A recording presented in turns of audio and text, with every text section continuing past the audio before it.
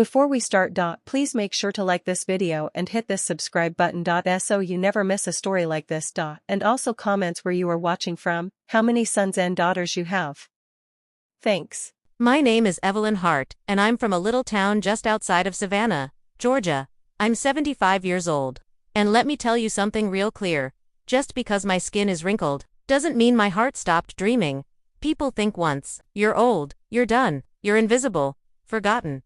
But I've lived long enough to know, some people only love you as long as they need you, and the second you want something for yourself, they call you selfish, or worse, delusional. I stood at the kitchen sink, the warm water running over my shaking hands, trying to calm the fire in my chest. My daughter-in-law Megan was behind me, arms crossed, lips curled like she just caught me stealing silverware. She was already halfway through her tirade, and every word felt like a slap to my dignity. You want to go on a date? Are you kidding me right now, Evelyn? At your age, who's gonna want a 75-year-old grandma with arthritis and liver spots? I turned slowly, drying my hands with the dish towel like I wasn't about to explode. You know what, Megan? I may be 75, but my heart still beats. My soul still sings, and yes, I still believe in love. She snorted, flipping her long blonde hair over her shoulder with so much force it could have knocked the truth off a pulpit. You've got everything you need here. A roof, meals, your grandkids. Why can't you just be grateful? My voice cracked, but not from weakness, from rage. Grateful? You mean silent? You mean small? You mean invisible? The kitchen went still. I took a breath and stepped forward. Let me ask you something, Megan. If you were 75, widowed, for 2 decades, alone every night, treated like a babysitter instead of a person, would you want more? Would you dare hope that your life wasn't over yet? Megan rolled her eyes and grabbed her designer handbag off the counter like she couldn't stand the idea of breathing the same air as me for another second. You're embarrassing yourself. You don't need love, Evelyn, you need therapy. No, sweetheart, I said, my voice low but steady. What I need is to be seen. And you need to learn how to respect a woman who refuses to die quietly. She stormed off toward the front door, but not before turning back for one last jab. If someone actually shows up at that door for you, I'll eat my words. But let's be real, this isn't some Hallmark movie. You're just an old lady chasing fairy tales. Then she slammed the door so hard the windows shook. I stood there, breathless, humiliated, furious, and still, somehow, undefeated. Because even through the heat in my cheeks and the ache in my chest, I held on to the only thing no one could take from me, hope. And not 2 hours later, when the doorbell rang, Megan got the shock of her life. Never let anyone tell you when your story ends. Especially the people who only want you silent so they can feel comfortable. If you've ever been laughed at for dreaming, for hoping, for wanting more, don't back down. Keep going. Because sometimes, life's biggest surprises come long after others have given up on you. Keep watching, because the look on her face when she opened that door, it changed everything. I didn't move for a long time after Megan left. The house was too quiet. The kind of silence that wraps around your bones and makes you feel like you've already disappeared. Like people walk through you instead of around you. I shuffled into the living room, my knees creaking like the floorboards beneath them, and stared out the window. The sky was starting to pinken with sunset. Another day fading away, another evening alone. But I wasn't crying, no, I was remembering. Because what Megan didn't know, what nobody knew, was that I'd already taken a risk. 3 weeks earlier, I'd sent a letter. Yes, an actual letter, not some nonsense, to someone I hadn't seen in over 50 years. His name was Frank Donovan. We met in 1968 at a swing dance in Charleston. He wore a brown leather jacket and smiled like he knew how to heal the whole world. We danced to Otis Redding until midnight, and when the band packed up, he kissed my hand like I was something rare. But then, the Vietnam draft took him before our second date. I married someone else. Life moved on. Frank became a memory stored in a dusty shoebox under my bed, along with a Polaroid photo of us, a pressed daisy, and a torn concert ticket. But when I found that box last month, something in me woke up. Maybe it was the loneliness. Maybe it was the way Megan kept making me feel like furniture. Or maybe it was just time. Time to ask what if out loud, so I wrote him. Told him who I was, where I lived, what I remembered. Told him I was still alive and still believed in love. I didn't expect an answer. And then, 3 days ago, a letter arrived. In handwriting that made my breath catch. Asterisk, if you're still brave enough to dance, Evelyn, I'm brave enough to show up. Asterisk, that was all it said. No date. No time. Just a promise. Asterisk, so when the doorbell rang, that old chime I hadn't heard all day, I felt my heartbeat trip over itself. Asterisk, I smoothed my sweater, looked at myself in the hallway mirror. I saw crow's feet, silver hair, eyes tired but still glowing. I opened the door, and there he was. Frank Donovan. Asterisk, older. Yes, his hair white like mine, his shoulders a little hunched, but that same kind smile, that same warmth that melted every part of me that had been frozen for years. Asterisk, and just as I opened my mouth to speak, Megan came around the corner, holding one of the twins' backpacks. She froze mid-step. What is he doing here? She demanded, her voice sharp enough to cut glass. Asterisk, Frank turned, polite as ever. Hello, I'm Frank, an old friend of Evelyn's. Asterisk, Megan's jaw fell open. Oh my God, you actually invited someone. You weren't kidding. Asterisk, no, I said, straightening my back. I wasn't kidding, and I don't need your permission. Asterisk, she walked closer, lowering her voice like the neighbors might hear. Mom, this is insane. He could be a scammer, or desperate, or lonely like you. This is dangerous. Asterisk, Frank looked her dead in the eye and said, gently but firmly, Ma'am, I'm not here to scam anyone. I'm here because I never stopped thinking about your mother-in-law, and I believe she deserves joy, just like anyone else. Asterisk, Megan scoffed. Joy? At 75. This isn't a romance novel, it's real life. And that's when I snapped. I stepped between them. No, Megan. This is real life. The kind where women are allowed to love again. The kind where age doesn't cancel out hope. You call it crazy, I call it courage. Asterisk, for a moment, she just stared at me. Maybe it was the way my voice didn't shake. Maybe it was the way Frank stood beside me like I was worth protecting. Asterisk, but she didn't say another word. She just turned around and left, slamming the door behind her again. Asterisk, only this time, I didn't flinch. Asterisk, I turned to Frank and laughed, even as my eyes filled with tears. Sorry about that. She's well, you saw. Asterisk, he smiled. I've waited 50 years to see you again. One slammed doors, not going to scare me off. Asterisk, then he reached into his coat pocket and pulled out the daisy. Pressed, yellowed with age, the one I'd sent in that shoebox. Asterisk, I kept it, he said, his voice cracking. All this time. Asterisk, my hands were trembling as I took it. You remembered. Asterisk, he took my arm. How could I forget? Asterisk, and right there, in my front hallway, in my slippers, and with my heart pounding like it was 1968 again, I knew. My story wasn't over. Not by a long shot. We didn't go anywhere fancy that night. Frank and I walked down to the corner cafe, the same one I'd passed 1,000 times on my way to pick up my grandkids or grab a loaf of bread. But this time, I wasn't just walking. I was being walked with, arm in arm, step by step, like I mattered again. It's funny how something so simple can feel like a revolution. We sat by the window, ordered hot tea, and shared a slice of blueberry pie. He told me about the years after the war, how he never married, how he traveled, how every now and then he thought about that girl in the yellow dress who danced like no one was watching. I always wondered what happened to you, he said, sipping his tea slowly. Didn't think I'd find out over a handwritten letter. I smiled. Didn't think you'd answer one. He leaned in. I didn't think I'd feel anything again. But here you are. We sat there for hours, talking, like no time had passed at all, and for the first time in years, I forgot what it felt like to be invisible. But then the whispers started. A woman across the cafe elbowed her friend and nodded toward us. I saw her mouth the word, "Is that her, Evelyn?" with a man. Another table, some woman from church, probably, stared openly, lips pursed, head tilted like she was watching a funeral in reverse. I felt the heat rise to my cheeks, the shame trying to claw its way back. Frank noticed, of course. He always noticed. He placed his hand over mine. You want to leave? I looked around, then back at him.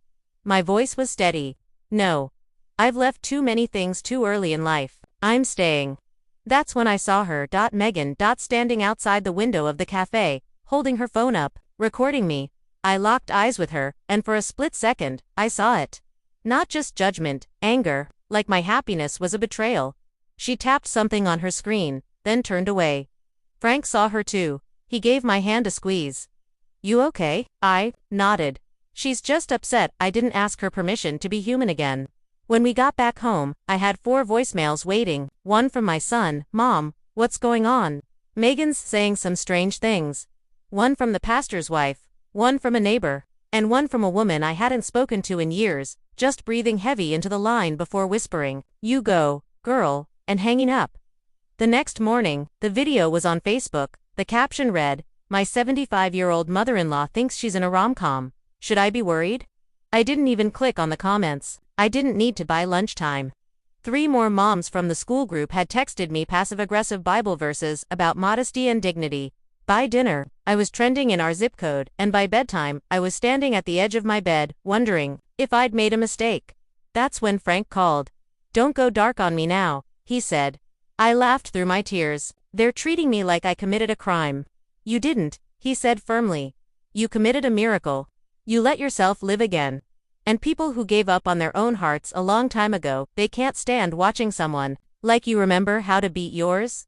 There was a long pause. Then he said, "I'd like to take you dancing, Evelyn. For real, this time. No war, no goodbyes, just music." I swallowed hard. "What if they come for me again?" "They will," he said, "but this time, you'll be standing in heels, ... not fear." So I did it. I pulled out the yellow dress, the one I hadn't worn since 1973. It still fits snug around the waist, loose at the sleeves. I pinned my hair up, added a little blush, and waited on the porch. When Frank pulled up, he whistled, "You look like the girl I never stopped picturing." And, as we pulled out of the driveway, I saw Megan watching through the blinds, but I didn't look away. Because sometimes, living your truth loudly is the best kind of revenge. The next morning, my son showed up unannounced. No warning, no text. Just a knock at the door, like a gavel, slamming down in judgment. I opened it and saw the look on his face, the kind that tells you this isn't a visit, it's an intervention. "Can we talk?" he asked, stepping inside before I even said yes. He sat at the kitchen table like it was his courtroom, and I was already on trial. His brows were furrowed, his lips tight. The same expression he wore when he was 9 and caught someone cheating at Monopoly, only now he was a grown man, acting like I was the one cheating life. I saw the video. "Mom." I sat across from him. "I figured you would." He didn't even blink. "Megan's been getting messages. The kids' teachers are asking questions. There's gossip going around." "About what?" I asked, even though I already knew. He leaned forward. "About you, parading around town like some teenage girl chasing butterflies, wearing that dress. Holding hands in public. Do you know how this looks?" I stared at him for a long moment. Not as my child, but as a man who had somehow grown up and lost the very heart I raised him with. How it looks. I repeated. "You mean how it feels? Because I feel alive again. And if that makes you uncomfortable, maybe the problem isn't with me." He exhaled through his nose. "Mom, you're 75. You're a grandmother. This isn't the time to start falling in love." I slammed my hand on the table, hard enough that it startled us both. "Don't you dare talk to me like my time has passed. You think being a grandmother means I stop feeling, stop dreaming. You think love has an expiration date." His face softened for a second, but he didn't back down. "That's not what I meant. I just am worried. You don't know this man. What if he's after something? What if he's playing you?" I stood up slowly. "Frank didn't ask me for anything. Not a dime, not a favor, not even forgiveness for the years life stole from us. All he wanted was to see me again. To know if that night in Charleston still meant something." "Mom." He started, but I cut him off. "No. You need to hear this. You and Megan walk around this house like you're doing me a favor by letting me live here. Like I should just bake cookies, babysit your kids, and keep my mouth shut. Like I should be grateful just to breathe near your family." I paused, then said the line I had carried in my chest for too long. "I raised you to chase your heart. Why can't I chase mine?" His eyes dropped. His fingers twitched against the table, and for once, he had nothing to say. "Do you remember Dad?" I whispered. He looked up, confused. I mean, really remember him? Do you remember the way he used to twirl me in the kitchen when Sam Cooke came on the radio? The way he called me darlin' like it was my name. That's the kind of love I had. And losing it didn't kill my need for it. It just buried it deep, ... until Frank reminded me it was still there. My son's voice was quieter now. I didn't know you felt that lonely. Because no one ever asked, I said simply. There was a long silence between us, just the hum of the refrigerator and the ache of everything unsaid. Finally, he looked up. Are you, ... are you happy? I nodded. I'm scared. I'm nervous, I feel judged, but yes, underneath all that, ... I'm happy.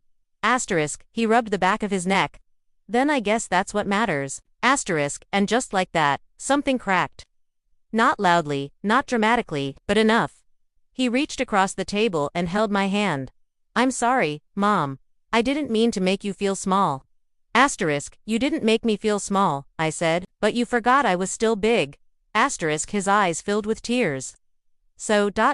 Frank. Is he the real deal? I smiled. He brought me flowers from the same park we danced in. He remembered the name of my high school mascot. And when he said he missed me, I believed him. He let out a slow breath. Then I want to meet him. I smiled.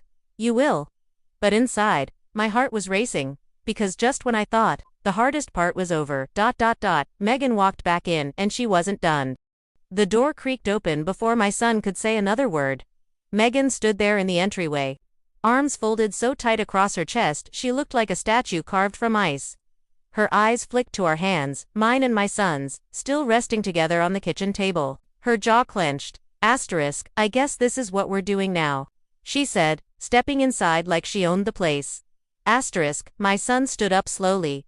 Megan, don't start. Oh, I've already started, she said, her voice sharp. This house is turning into a circus? Do you have any idea how embarrassed I've been? My phone hasn't stopped ringing. The moms at school. The PTA group. Our pastor's wife called and asked if Evelyn was having a midlife crisis, except without the midlife, I stayed seated. Grounded. I'd learned that silence, when held right, has more power than any shout. You turned my family into a joke. She snapped, eyes drilling into mine like I was the intruder. Posting videos, walking around town like you're 16. It's pathetic. You're too old for this. I tilted my head and finally answered, and you're too young to be this bitter. The words stopped her cold. You think you're protecting your reputation. What you're really doing is strangling mine. I raised your children, Megan. I cleaned your messes, folded your laundry, smiled through your coldness. And the moment I reached for one sliver of happiness for myself, you acted like I stole your crown. My son turned to her. She hasn't done anything wrong. Hasn't she? Megan snapped, because here's what's wrong. I will not have our kids confused about what's normal. And this, a 75-year-old playing dress-up and going on dates. That's not normal. I stood. Now I was angry. You want to talk about what's normal. You want to raise your children to believe that once they hit a certain age, they're no longer allowed to feel, to dream. You want your daughter growing up thinking her value disappears with her youth. You want your sons believing that love is only valid if it looks good on Facebook. She stared at me, eyes wide.